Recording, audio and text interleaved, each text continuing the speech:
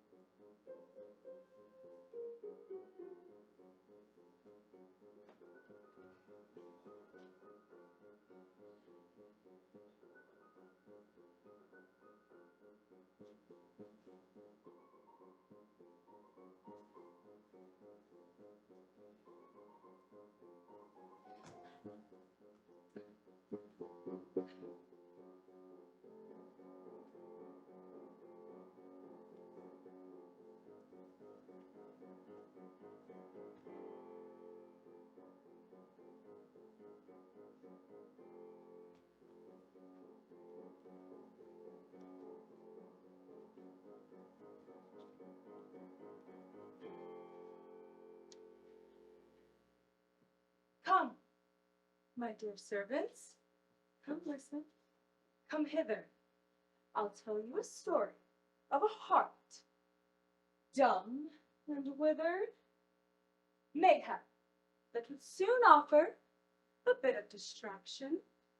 Thus, I today author this tale of transactions between two waifs who, in a time of war, had made a wager for a dime or more.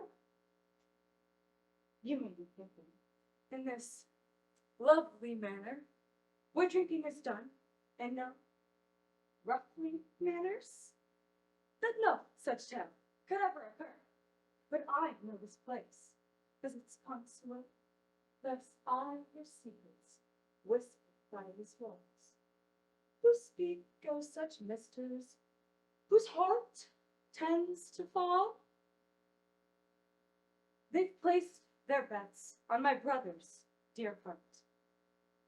The story's been set, so why bother? Let's start.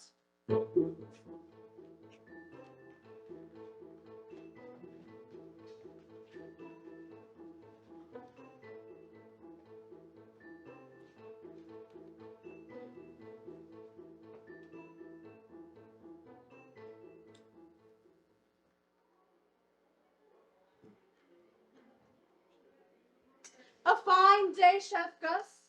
I hope to find you not during an inopportune time. Oh, at least not in any way. Will he be having his usual today? Today of all days, he expects nothing less. Though I urge you not let the event cause you stress. I must be off soon to feed the master in bed. So don't forget to cut them in the shape of his head. Of his neck or his pants? Cannot tell with his promiscuous behavior the way he seeks bells and bells. I want to think by end of the night, Lady Moira will not be seen by his side. I hardly think that would occur, for I believe Philip will hold her heart out for her. Those two have and also have not. If I waited any longer, my patience would rot. Will they or will they not be today? I'm sure that they will, and I'm willing to pay. So please, Chef Gus, not disparage, for he who I'm sure will claim her hand in marriage. Are you so willing to place your coin? He'll think with his heart and not with his groin.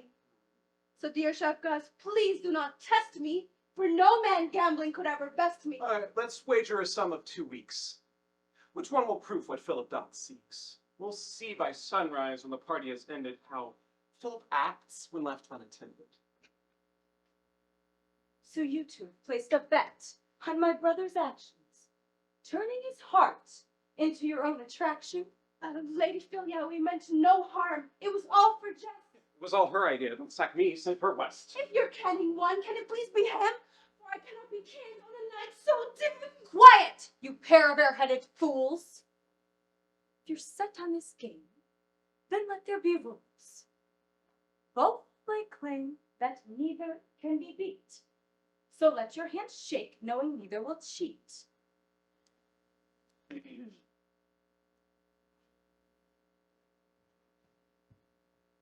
To win this would be grand.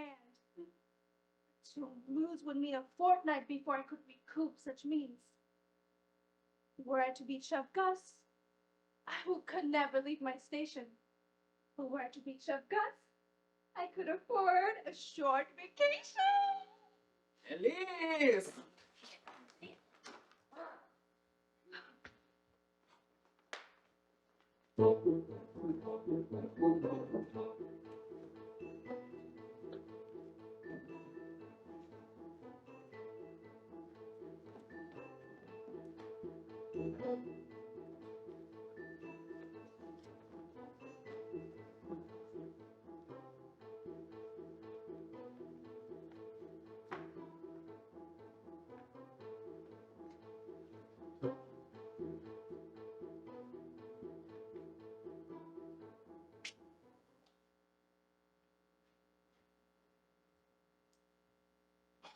Elise, where are you?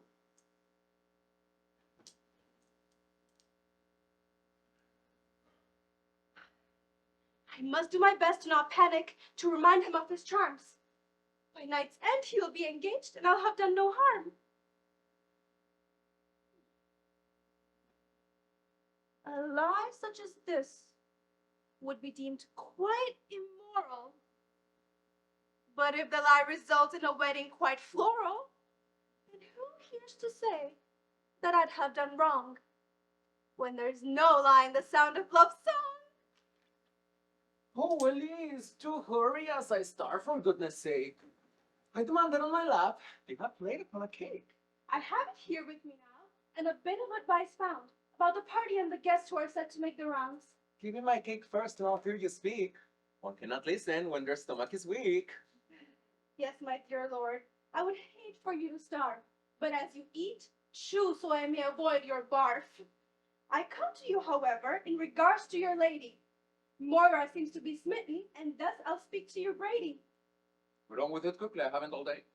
Apologies, sir, I intend no dismay, but you must know Moira this very night intends to propose, which would not be all right, as having her on your day outstage you is the reason why I've come to persuade you to remember your charms, use them at the fest, spend on one knee, and she'll do the rest, as I know you to love attention.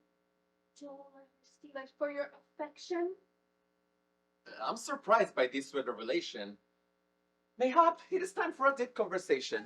No, Let her be a surprise. Next time you see her, you know in her eyes. She wishes her hand and her hand to be yours. She'll open the window. You'd man the door. Not much to do but to show my best then. Though I may ask you of another guest. By any chance, do you know to attend a man of name Victor, whom I met at Gersen? The medic, of course. I have here his letter. That'll be all then. Though tell the chef to do better.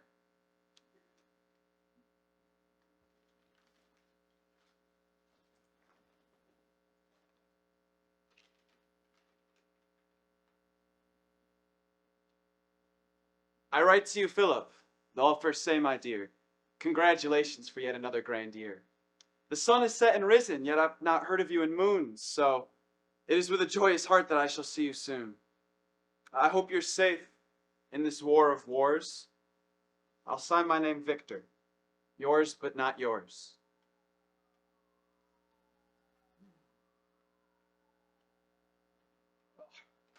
Are these words she spoke so right? Am I to yield to Mary tonight? To chain a ball onto my foot, settle once for all and now take root? I would forego a lovely matter, else I'd let my reputation shatter. So 'twould seem that I'm to follow suit down a path where I no longer may taste fruit. Those pears and peaches will be missed. I'll care for each and every one I kiss. Despite the count, I'll miss one most, whose victorious sanctum held him as host. And now, Lady Moira will be all I have. So my sweet affections will be less than half. Sister of mine, what brings you this way? To bring you good tidings on this most joyous day. Don't waste your tidings. But if brought, please bring more. For the news of today hath let my heart on the floor. My most dearest brother, though only most is their father, I shall on my heart to speak unvarnished, and assure you that tonight shall not be tarnished. Only a few Caesar dramatics, favor of a mindset, much more pragmatic. I feel and fear a tense sensation that says I'll fail to meet expectations. Few and fewer had expected much of you. I carry that burden as someone who loves you. I hope to leave that burden on your shoulders, yet my heart grows as I too grow older. But not convinced of your conviction, or you offer benediction. That helps not, as I always say. One is not here, which stumps away. Why, of course. That'll be the answer I so had sought. My humor's much torture to my mind had brought. So, do I not remain in this dreaded sorrow? I'll ask the old chef a concoction to borrow.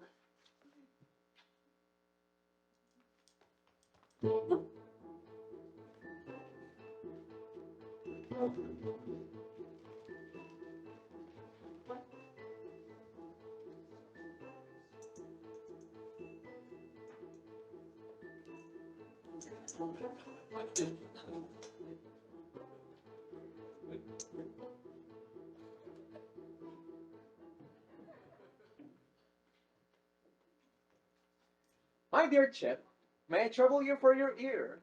You may trouble me not, for they are yours to hear. Then may I request of you a concoction to read my indecisive heart that wants to bid on every lover, so I must find some way to easily pay them no mind. Or something, to be a bit courageous, to propose in a manner more advantageous.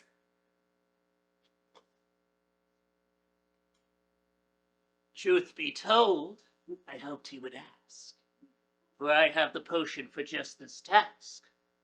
Although this potion would serve him no use, it is his ignorance which I can abuse. He'll drink and feel in his trousers how these sweet drops hold and arouse him. Oh, dear Philip, I have just a concoction. Check out this vial I bought at the auction. It will give you just what you seek. Drink now, boy, do not be meek.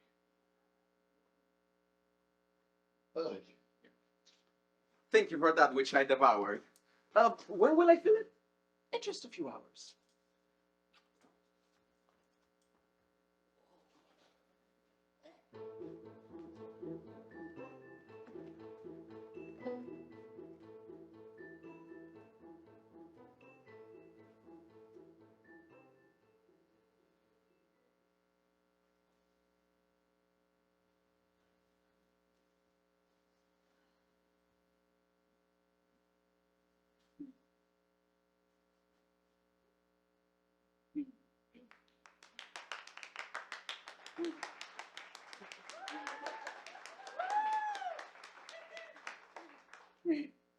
Delighted guests, thank you for coming to honor my brother, who is now becoming a man who I'm proud to have by my side.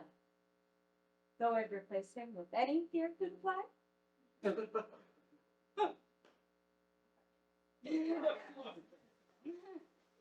Not any, though. I do have standards. But out of you all, he is most easily pampered. Today, he's a man, though none the wiser, to a bet been set by his one advisors. One claims he's a lover, and the other loves fool. But neither are privy to who here doth rule.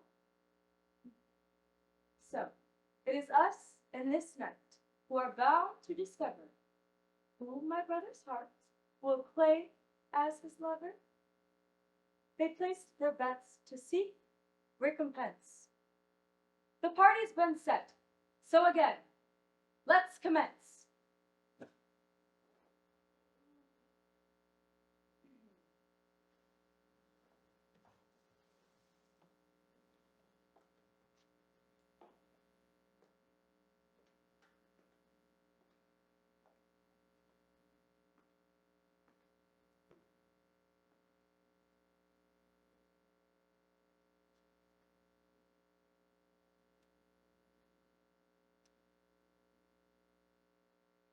Lady Moira, would you care for a drink? Just a glass shall do for now, I think. I have yet to see my lover in sight. He seems to be indisposed tonight.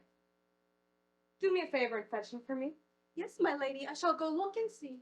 I'm sure that he must be around. If you wind up lost, I'll make sure he's found.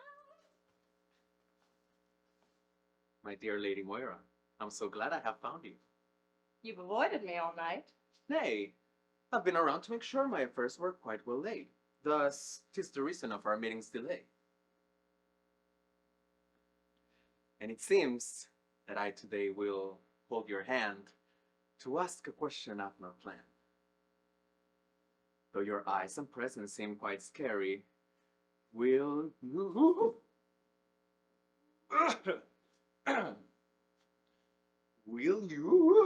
Come on, sir, you're almost there. Oh, dear goodness, he's gasping for air.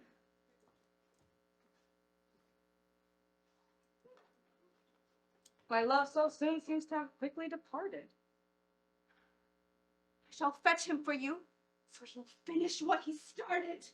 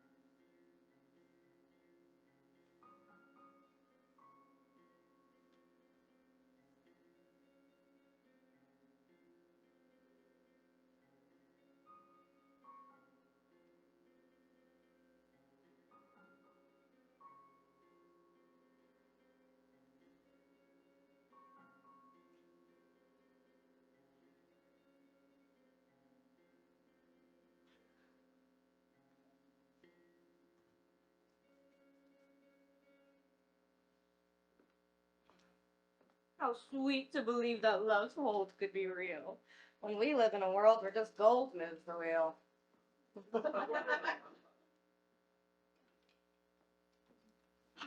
Dear Lady Ophelia, what a grand, lovely night. The decor you adorned is so lovely, despite me recalling seeing much use before of the items adorning your manner floor. Moira, your words go not unheard. Though I hear your fathers are still a bit slurred. How is he doing these days? Did he spend his last coin, filling up his last flask? He's doing better now and spends his nights alone. He sent me some letters, seems to ask for a loan. I would have no recollection of such absurdities. How dare you accuse me of financial uncertainties? If you seek proof, then, oh, my dress sets you gay. For how can such fabrics be so lowly appraised?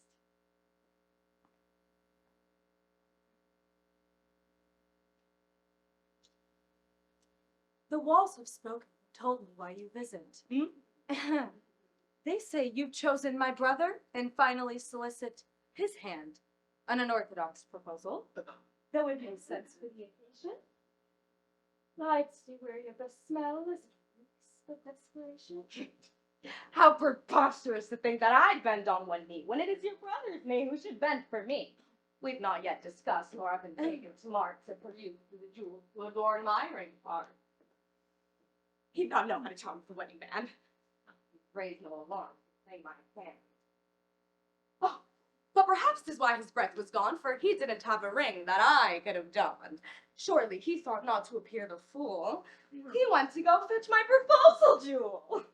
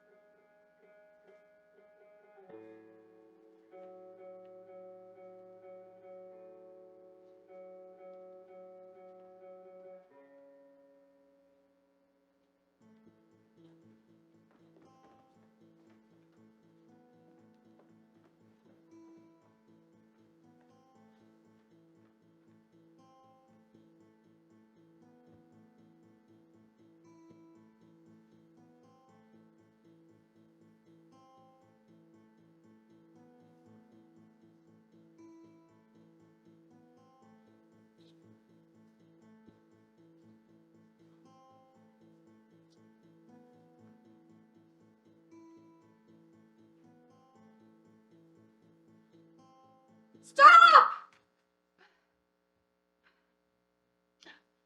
Please pardon my voice for being raised so loud, but we cannot touch that as it is not allowed. Why, everyone here seems to partake. What is so special about this one cake? We do not know, or we do not ask. Though what I do know is what I've been tasked. 'Tis fair to assume you work for the man of the hour, and thus you protect this blessed big tower? I serve Master Philip and fetch him his letters. I feed him and clothe him, for the worse or the better. But I recall we have not met before. As he and I met by a hidden lake shore. If you fetch him his letters, I'm sure you've heard my name, for I am the victor, whose heart he's laid claim. Oh, I see. So I assume you've heard the news that the young master's heart is set to be fused with none other than Moira, a lady refined. If you brought any feelings, spare them and leave them behind. How long, might I ask, has he been engaged? He's set to propose tonight, as I waged. What's this of a wager? Oh, pay that no mind, as I'll do your heart a favor in kind. I'll be honest and blunt of the master's intentions. He thinks only of her, and of you has no mention. I admire and thank you for bringing such candor. In the fires that sank this house, I remain an outlander. For how could I ever compare to the sun, when my body could never give light to his sons? I have no breast for him to lay his head upon, and thus my best I fear would prey on his poor heart, that's been taken and chosen by someone whose beauty I'm sure would bring shame to the ocean. She seems lovely and quaint, and has quite stunning features. Though, in another life, another world, I would choose to be her. I'll congratulate the soon-to-be engaged pair after I excuse myself for a breath of fresh air.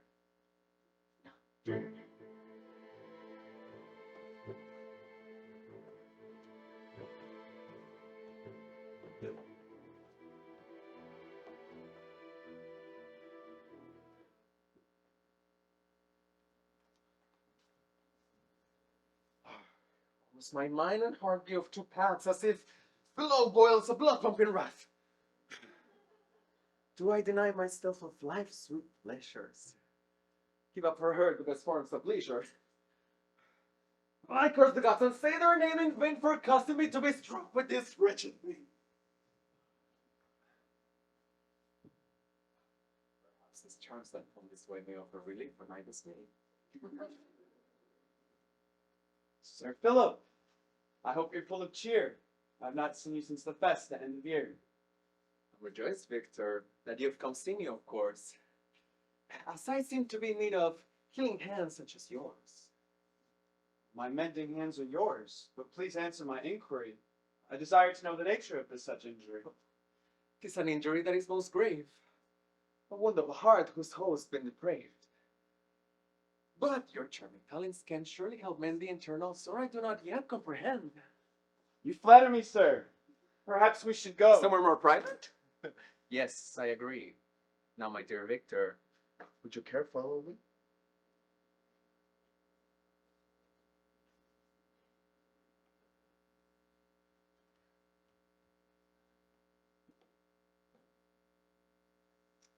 But should you not seek aid from your miss? I worry, sir, what she would think of all of this. There's no need to worry about her tonight, for you are the one who owns mine eyesight. But you... Dear Victor, I ask that you say no more, for words do not say what the body calls for.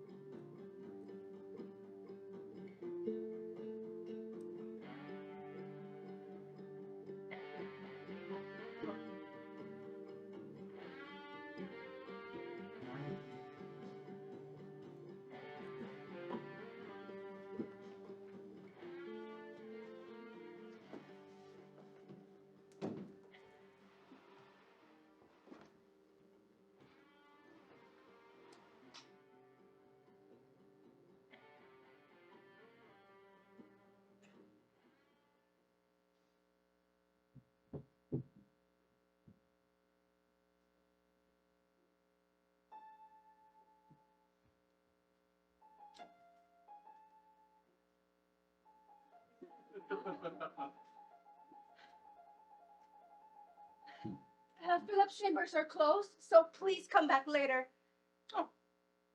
I can hear he's no lonely master being. Pardon my throat, for it has gotten quite rough. Thus I seem to have fallen upon with a cough. Yeah, I do think it would be quite a shame for Lady Moira to find her other flame up in knots and getting tangled. It's quite a situation for you to handle. What you see, 'tis a minor damage. A fracture I shall easily manage. To test your skill at fixing seams of one such as he who wets his dreams. Better I seamstress than you baker. Better I gambler than you caretaker. Despite all your years beside the young master, he's shown you less love than I do my casters. And yet you feed him words much too kind. You'd have me release what hides in my mind? Only till you yearn no more for your job. Till then hide your words and feel how they throb. Smell your resentment, I hold no anger.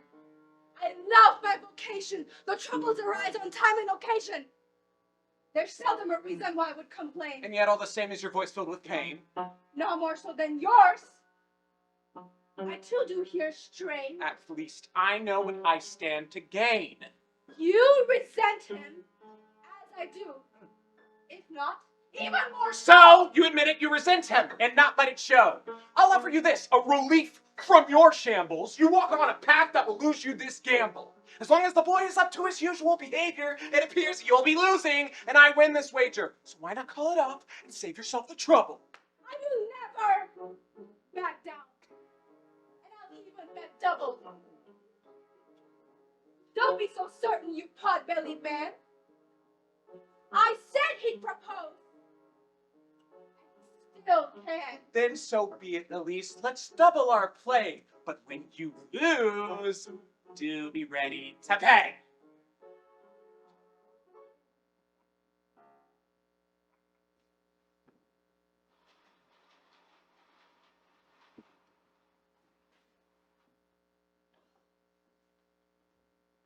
Dear Lady Moira, you're quite lovely to see.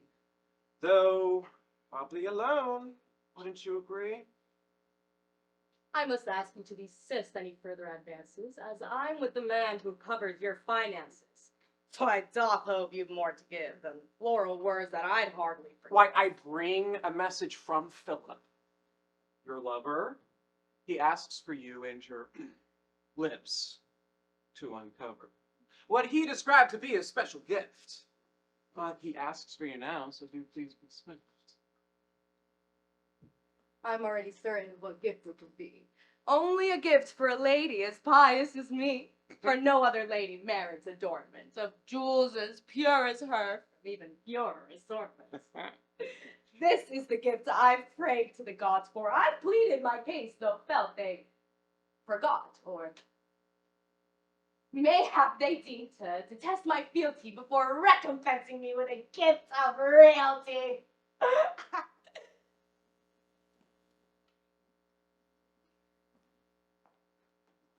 Oh, and one piece of advice from me to you. I suggest you find a new job, Avenel.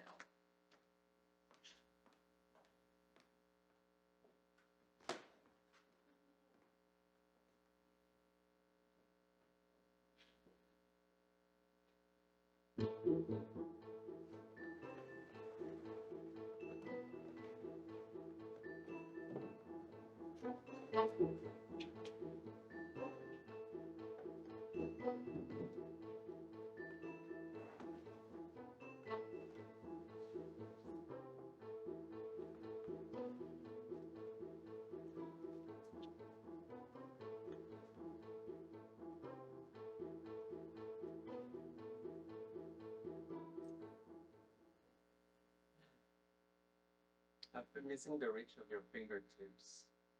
I've been kissing each of your tender lips. I've forgotten to count your many scars. It must be hard to count when your heart is so far. I've fought many times, thus earned them as my living. Yet, I've nursed even more, saw war unforgiven. But men like you should fight no more. It's men like you who I fight for.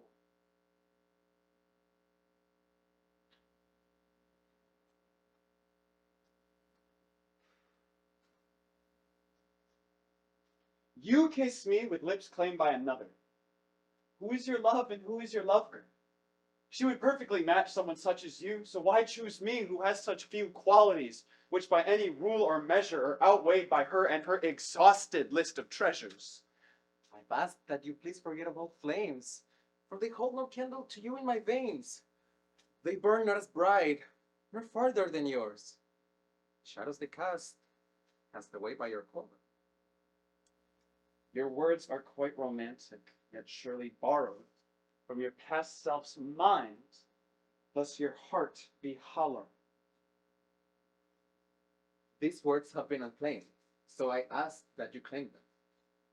Though if the gods sing twice, would you dare blame them? Though you're no god, though your walk is like theirs, mortal in blood, you have no mortal affairs. not stonewalled. In my case, by no means superior.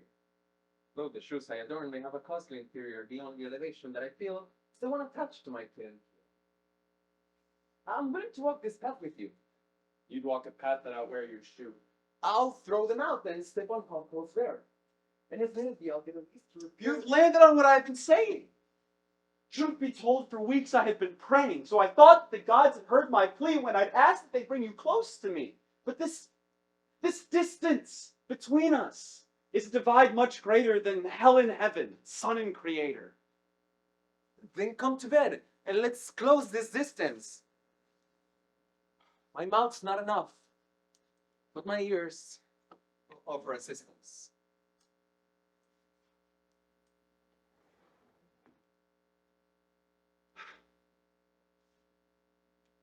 I know not your lifestyle, truth be told. I've yet so hold the riches that you so hold. The garments I wear cost you a button. While my mother ate chuck, your mother ate mutton. I seek no pity in telling you this, but I can't help but to reminisce on days when places like this were a fantasy. So I walk by your manor in a manner most bashfully, for I know how within I hold no claim in a world in which they are, but I became. I had no idea of your feelings thus. But I assure you need no fuss. Any care or concern that you have mentioned can be easily be wasted by my no mentions. You'd make of me a paid inamorado, and expect me pleased as if I had won the lotto. Nay, I'd be the winner of said lottery. Let the world come at us with their mockery, and fuck them all that gaze their sides. For I'll be proud to call you my knight. The words you spew are sweetly frosted. Though your heart's warmth is mine defrosted. Then let me share you my cake as well, and taste of your frosting's flavor pastel.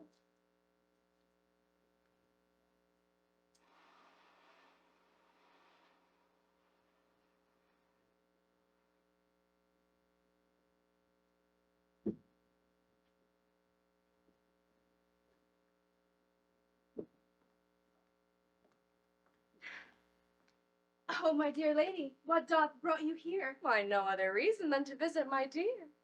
As he summoned me to his quarters, I must ask you to move and obey your orders. Oh, I'm afraid the young master is not here. Liz? Is that you? Then let me be clear. I've been called to by he who commands you. As his soon-to-be wife, that power expands to the uttered words that come from my lips. Now move along, lest you like your throat ripped. But, my dear lady, I have here with me the reason for your summoning. Do you now? What is this I'm now discovering?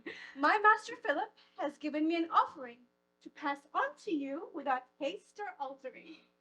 But he wanted this gift to be a surprise. So, my dear lady, would you please close your eyes? My dear lady, you mustn't believe her. Well, who else would he trust as my gifts retriever? Hurry up, child, I haven't all day. Give me my gift so that I may no longer pray. It's been a while now. May I restore my gaze? Just a bit longer, but trust you'll be amazed. Oh, whoa! I find it quite silly that I would have to wait. Trust me, my lady, this gift will be great. Oh, whoa! Oh, at least I can't wait anymore. Oh, here's the gift you've been waiting for. What's all this rules I hear at my post? Liz, I recall not summoning nor giving you a call. Oh, for she was just giving me a gift that you had selected, so I come to thank you for your kindness unexpected. I remember not selecting this dynamite. My sweetest heart, will you not join me in... Philip? You betray me? Oh, I'm done for. It is not what it be. Then what is it? This jerk. Yeah. I have come to see that our union was loveless, of pure obligation. So this poor boy beside you. Is who I wish to wed. His skills must be damn good in bed. But he listens foremost, which is something I've not gotten. He looks deep into my heart, which is something you've forgotten.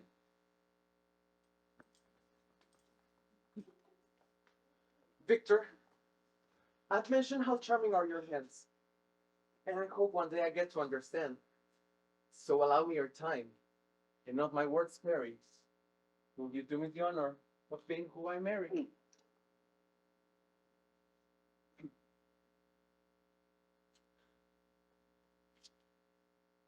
I have seen you, and have gazed you in ways you cannot see.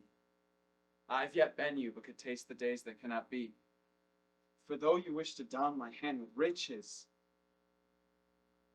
I must fail to part with them and grant you your wishes. You are a gentle man, quite gentler than most, yet you ask for my hand and appear to boast yourself to be loved. But I'm well acquainted with the depth of your heart, and know it to be tainted. I'll thank you for this gleam in which we met. Please accept my farewell, so your dreams won't forget. I love you. I know.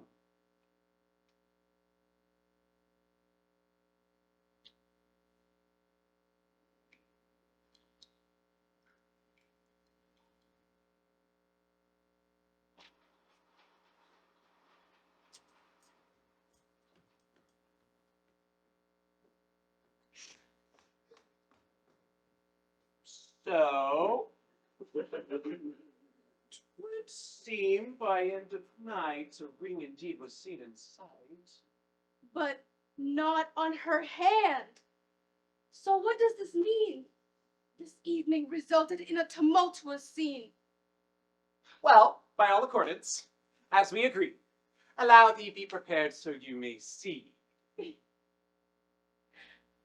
Certainly you mean not that I see my salary. For you've lost the bargain and can claim no mastery over games such as gambles. So I've won this round. If that be the case, where is his engaged to be found? I said he'd propose, and propose he did. Talks of engagement, we had none of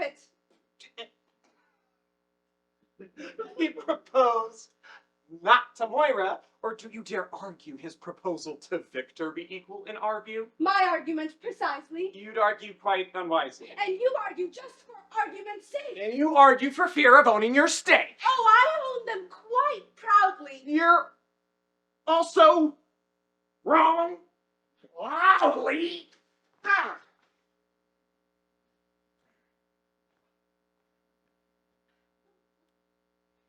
You'd be struck by Cupid and still not know. For your heart only rises in your pastry dough. I too have known love. But it's all the same.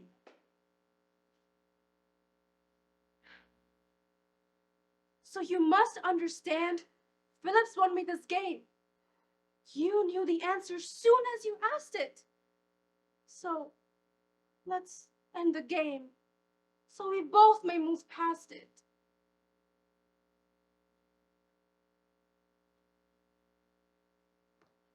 Come, my dear servants, come listen, come hither. I do fear observance of a liar that slithers. This lying fool, who swore to play fair, has pulled all night at my poor brother's hair. My loyal servants have come to describe how one of you has attempted to swipe the other's coin through lies and deception. But who of you lied, and who's the exception? My Lady Philia? I must clear your sight of the lies that have been told in this house tonight. These actions were wrong. Surely we can agree, but the liar and cheat is none other than Elise. What are these words he spoke so right? I did indeed lie to Philip tonight, but I cannot hide my discontent. But you, Elise, have so easily bent. Therefore your wages will go to the winner. Take them, Chef Gus, while I wait for my dinner.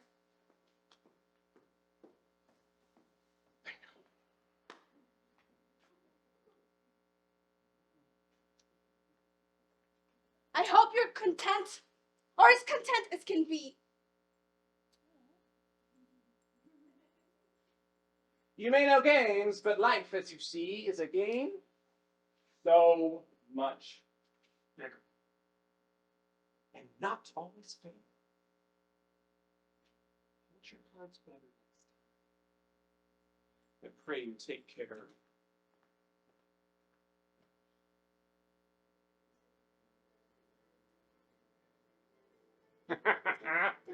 Oh.